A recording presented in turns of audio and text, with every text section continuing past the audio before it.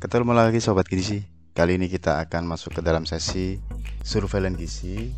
Dalam hal ini toolsnya melalui elektronik pencatatan dan pelaporan gizi berbasis masyarakat atau yang kita sudah kenal oleh tenaga gizi di Puskesmas dengan nama EPPGBM. Apa itu EPPGBM dan apa itu konteks bencana surveillance gizi, kita akan lihat. Nah, tujuan dari pembelajaran ini diharapkan peserta yang pertama mengerti pentingnya arti surveillance gizi, kemudian bagaimana menganalisis data surveillance gizi, menyajikan data, dan yang pasti dapat mengoperasionalkan sistem gizi atau gizi terpadu. Di dalam surveillance gizi, kita tahu bagaimana di lingkup keluarga, masyarakat, dan juga pelayanan kesehatan. Ini rumah besarnya kerangka perbaikan gizi melalui surveillance gizi. Di sini saya nggak akan membahas satu persatu karena nanti kita bisa lihat di materi-materi sebelumnya ada ASA eksklusif, gizi seimbang dan sebagainya. Kaitan antara penyediaan informasi surveillance gizi dan pemanfaatannya, kita lihat bahwa komponen kegiatan surveillance gizi itu sebetulnya ada 3. Ya, kita kenal dengan nama sebetulnya 3: assessment, analisis, dan action. Di sini kita sebut ada isyarat dini, analisis situasi gizi, dan juga diseminasi hasil kegiatan. Masalah gizi di kita itu masih tinggi. Namun kita harus tahu siapa yang mengalami masalah gizi, di mana lokasinya, kapan kejadiannya, bagaimana kondisinya. Toolsnya apa? Ya kita harus tahu. Surveillance gizi berdasarkan by name by address dengan menggunakan EPPGBM atau elektronik pencatatan pelaporan gizi masyarakat. Surveillance gizi definisinya sudah jelas. Di dalam WHO dari tahun 74 kita sudah mengenal bagaimana kegiatan ini melakukan pengamatan secara teratur dan terus-menerus terhadap masalah gizi dalam pengambilan keputusan. Intinya adalah bagaimana kita bisa mengamati secara terus-menerus, tepat waktu, dan teratur. Terhadap apa? Terhadap keadaan gizi, dan juga yang paling penting adalah faktor-faktor yang mempengaruhinya.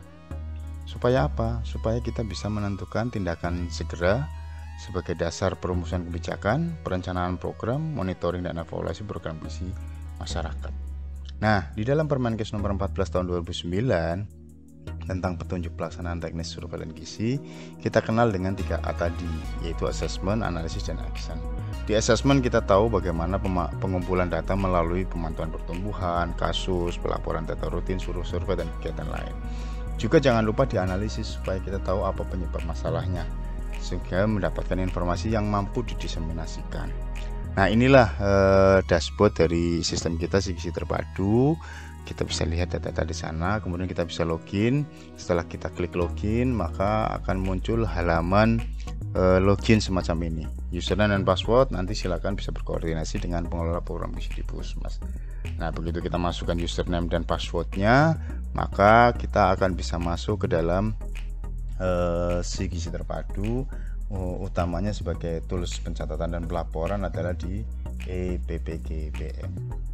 Di dalam EPPGBM kita nanti akan bisa melihat sahabat gizi semua bagaimana isi dari EPPGBM tersebut. Di EPPGBM itu ada modul-modul, sebetulnya ini dalam gizi terpadu ada modul-modul, salah satunya adalah EPPGBM sebagai modul entry. Nah, di EPPGBM ada 3 bagian penting. Yang pertama adalah bagian daftar menu, yang kemudian yang kedua adalah lonceng sebagai early warning. Di sana ada underweight, ada wasting, ada stunting, dan juga ada perkembangan. Bagian ketiga adalah bagaimana profil dari si user tersebut. Untuk menambahkan balita di dalam EPPGBM, di sana ada menu yang namanya menu tambah balita. Kita bisa isi menu-menunya ya, secara lengkap, data-datanya ada. Kalau kohort di Puskesmas lengkap, maka akan sangat mudah mengisi ini. Nik di dalamnya juga bisa diisi. Kalau tidak punya nik, maka bisa dengan menggunakan fasilitas checklist nik supaya kita muncul nik dummy balita tersebut. Isi sampai lengkap hingga ke posyandu, bahkan sekarang sudah ada isian untuk PAUD, sehingga kita akan tahu persis balita tersebut ada di desa mana, posyandu mana, bahkan sampai PAUD pun juga ada. Setelah terisi dengan lengkap, kita kemudian simpan, sehingga balita akan bisa masuk ke dalam EPPGBM dan muncul hasilnya pada daftar balita. Nah, ini adalah struktur NIK sesuai dengan Permendagri. kita udah tahu 16 digit NIK sudah ada susunannya dari mulai kode wilayah, tanggal lahir, dan juga 4 digit di belakang adalah 4 digit acak yang diberikan oleh Dukcapil dalam membuat 16 digit NIK kita. Sahabat gizi, setelah data di entry, muncullah di daftar balita. Kita ada menu-menu daftar balita. Ada daftar balita filter yang digunakan untuk bisa melihat dalam satu wilayah puskesmas saja, atau dalam satu wilayah desa saja, atau dalam wilayah posyandu saja. Itu bisa didapatkan dari menu daftar balita filter. Kita tinggal klik cari data, maka nanti akan muncul balita-balita yang ada di wilayah sobat gizi nanti bertugas, ya. Apakah di dalam satu wilayah puskesmas, kemudian kita akan lebih fokus dalam satu wilayah desa, di sana akan bisa muncul daftar balita sesuai identitasnya. Nah, di sini ada menu-menu nih, ada fungsi-fungsi, ada fungsi-fungsi di dalam daftar balita yang sangat penting yang harus kita ketahui. Yang pertama adalah fungsi pensil dengan warna biru. Itu artinya untuk bisa mengedit identitas apabila kita melihat ada identitas yang kurang lengkap, maka bisa klik edit. Yang kedua adalah fungsi tanda silang di kotak merah. Itu untuk menghapus balita-balita yang misalnya pindah tapi kita tidak tahu. Nah, fungsi hijau ini yang paling penting, yaitu bagaimana untuk melihat grafik pemantauan pertumbuhan balita. Nanti kita bisa lihat grafik pemantauan pertumbuhan balitanya seperti apa di dalam fungsi warna hijau tersebut. Nah, fungsi berikutnya adalah yang kuning dan hitam ini adalah bagaimana menginput pengukuran tiap bulan dan pemberian PMT. Nah, yang merah muda dan yang coklat ini adalah fungsi untuk menginput perkembangan dari balita, baik dari BUKM maupun dari KSP. Yang merah ini dalam lingkaran ada kotak warna merah ini adalah menginput balita apabila ada balita yang meninggal. Sedangkan yang oranye untuk menginput isian tindakan yang sudah kita lakukan dalam balita. Bagaimana menambah pengukuran? Tadi yang sudah disampaikan, ada fungsi plus di dalam kotak warna kuning. Kita klik plus dalam kotak warna kuning ini, maka akan muncul form untuk pengisian pengukuran yang dilakukan tiap bulan. Di sini ada lihat umur di situ. Umur di situ adalah umur balita tersebut pada saat kita buka aplikasi, bukan untuk menentukan status gizi. Kenapa? Karena menentukan status gizi diambil dari tanggal pengukuran. Kita isi berat badannya, tinggi badannya, cara ukurnya jangan lupa, juga pemberian vitamin A apabila di bulan Februari dan Agustus. Maka akan muncul di dalam daftar pengukuran. Di situ ada fungsi juga populer pengukuran, yaitu apabila pada saat input ada ketidaksesuaian antara status gizi, maka kita bisa populer pengukuran. Yang kedua yang gak kalah penting adalah fungsi bagaimana menambah pemberian PMT yang sudah kita lakukan kepada balita tersebut, yaitu kotak hitam, ada lambang pisau garpunya ya. Kita tinggal klik tambah pemberian PMT, nanti akan muncul di sana. Jangan lupa pemberiannya itu sumbernya dari mana, apakah pusat, daerah, atau kedua-keduanya. Setelah diisi, maka kita kemudian simpan.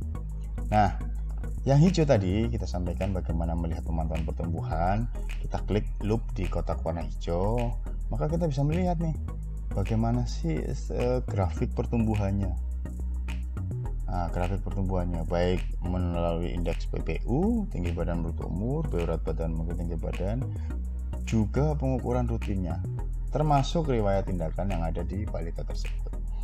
Nah, yang merah tadi adalah input kematian balita. Jadi apabila ada balita meninggal di wilayah tugas nanti, catat di dalam BPPM dengan mengklik kotak warna merah, maka kita akan isi tanggal berapa meninggalnya, penyebabnya apa. Setelah terisi, kemudian kita langsung simpan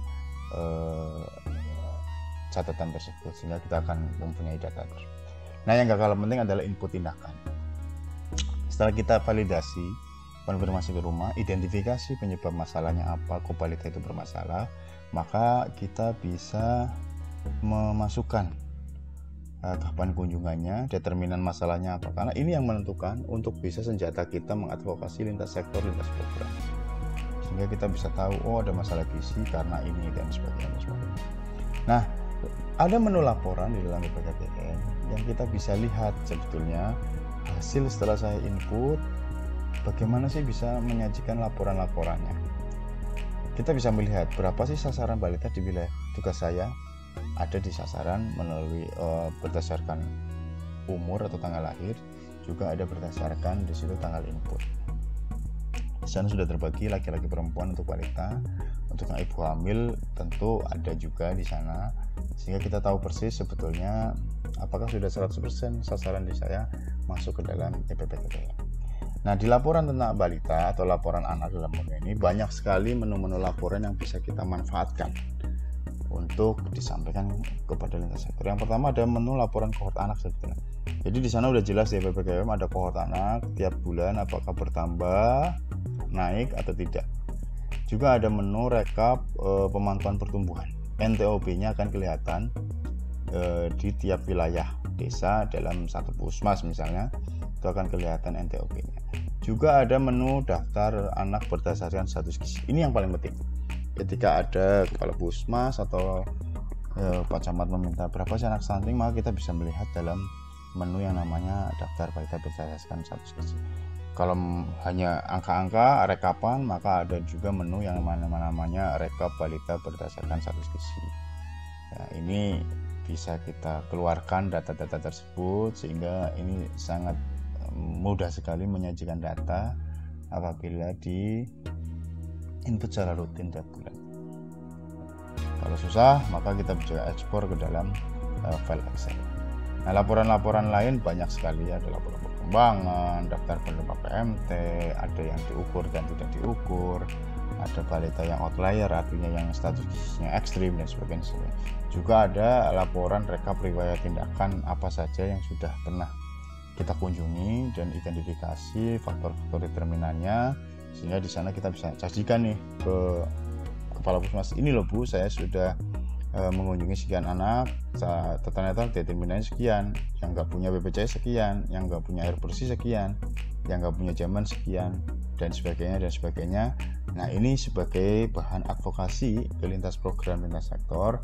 Sebetulnya kami butuh dukungan apa sih selain intervensi yang dari kesehatan atau gizi.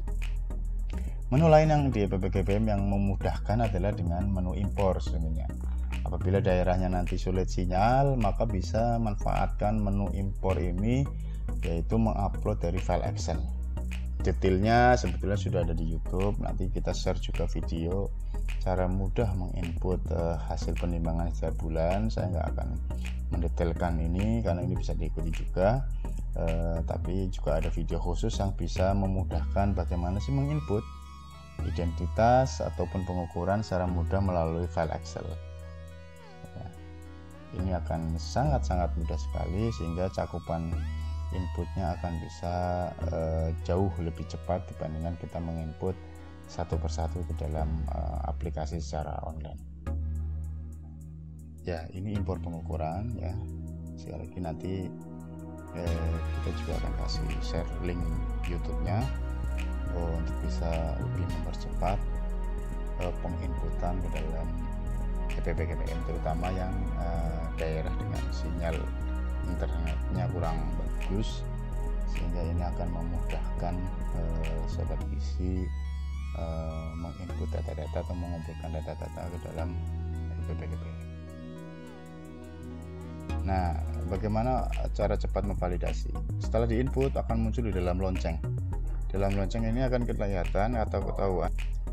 Tadi dari lonceng yang sudah kita bisa klik, kita akan lihat sebetulnya siapa saja yang mengalami masalah gizi, alamatnya di mana, di sana identitasnya lengkap, kemudian kita identifikasi penyebab masalahnya. Apabila ada perbedaan pengukuran dari yang diukur kader sama yang divalidasi oleh sobat gizi, maka kita bisa klik verifikasi pengukuran.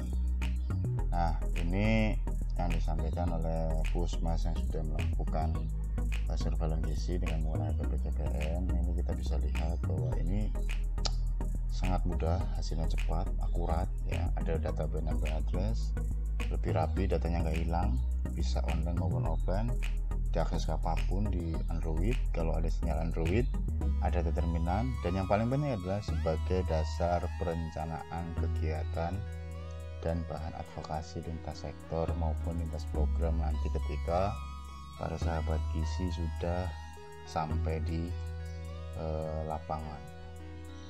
Jadi manfaatkan tools ini, supaya kita semua bisa memiliki data. Saya kira sekian, terima kasih banyak. Tetap semangat para sahabat gizi untuk bisa menyehatkan bangsa kita sama-sama. Terima kasih.